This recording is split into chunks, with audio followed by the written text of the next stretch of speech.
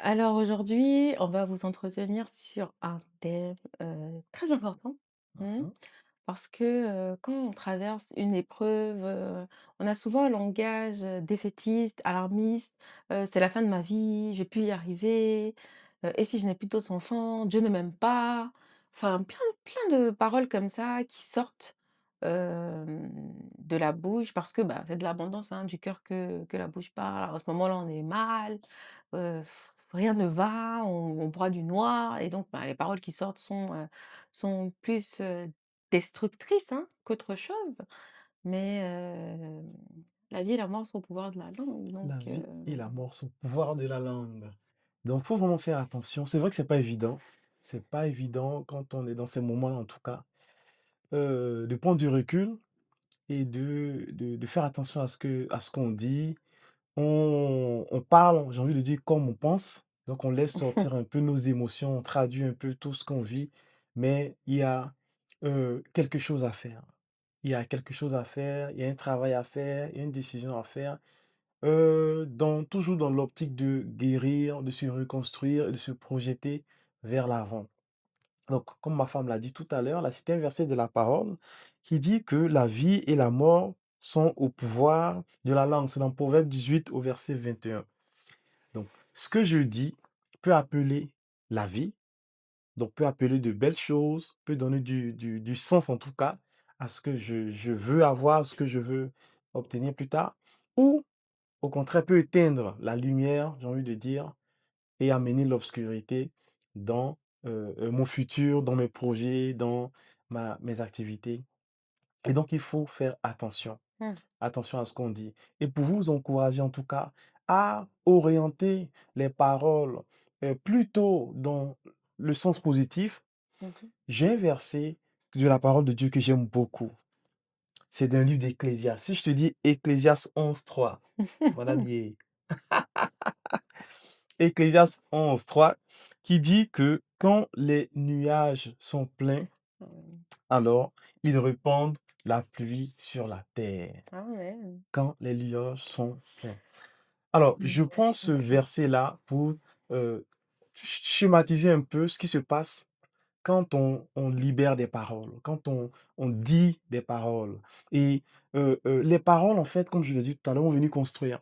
Et donc, plus je vais sortir des paroles, je vais Ouais. prononcer des paroles, déclarer des paroles, ces paroles-là vont s'accumuler, s'accumuler et former un nuage. Et c'est ce nuage-là Trop qui va plein. faire descendre, le trop plein de ce nuage-là qui va faire descendre la pluie. Mmh. Alors, quel type de pluie je vais avoir? Est-ce que j'ai une pluie acide? Parce que quoi qu'il en soit, ce verset est clair. Donc les nuages emmènent forcément la pluie. Donc quel type de pluie je vais avoir? Est-ce que je vais avoir une bonne pluie, une pluie douce, une eau douce qui va venir alimenter mes ressources, mes réservoirs et me permettre en tout cas de partir sur quelque chose de nouveau, quelque chose de bon? Ou est-ce que je veux avoir, une pluie acide, on va dire, qui va apporter de l'acidité du coup dans ma vie? Je pense que non. Donc, j'en vous encourage vraiment. C'est vrai que ce n'est pas évident, en tout cas dans ce moment-là, de pouvoir, voilà, faire orienter nos paroles, dans le positif, mais il faut absolument que vos paroles, vous veillez à ce qui sort de votre bouche et que vos paroles appellent du positif, appellent de l'espoir, appellent un avenir meilleur. Que vos paroles ne soient pas que des paroles défaitistes, d'abandon, de quelqu'un de résigné, non. Il y a de l'espoir. Donc vos paroles doivent appeler de l'espoir et par la grâce de Dieu, la lumière que vous appelez viendra éclairer votre sentier et vous irez mieux. Voilà.